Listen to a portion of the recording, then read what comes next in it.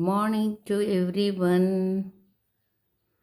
ఈరోజు వేరే రెసిపీ అండి. ఇది ఉలవల కొబ్బరి కోఫ్తా కర్రీ.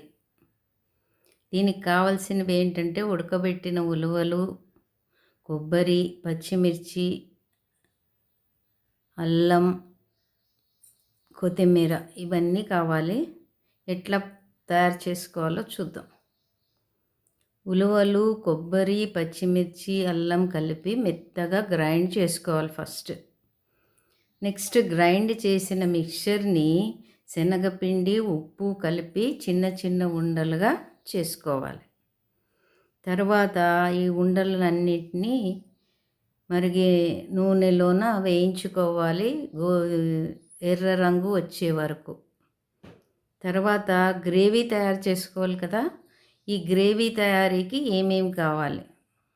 పాన్లో ఉల్లిపాయలు, అల్లం, వెల్లుల్లి, టమాటాలు, జీడిపప్పు వేసి కొద్దిగా వేయించిన తర్వాత అది కూల్ అయ్యాక మెత్తగా గ్రేవీగా గ్రైండ్ చేసుకోవాలి.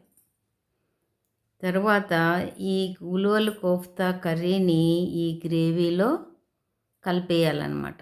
పాన్లో కొంచెంసేపు ఉడకబెట్టాలండి, ఒక 5 నిమిషాలు. అంతే, ఉలవల కొబ్బరి కోఫ్తా కర్రీ రెడీ. దీంట్లో ప్రోటీన్ ఉంటుంది, మంచి ప్రోటీన్ ఫుడ్ ఇది. సో చాలా బలం కూడా. ఇంగ్లీష్లో దీన్ని హార్స్ గ్రామ్ అంటారండి. ఎక్కడైనా దొరుకుతాయి ఇవి. చాలా బలం పిల్లలకి. సో కాబట్టి తయారు చేయండి.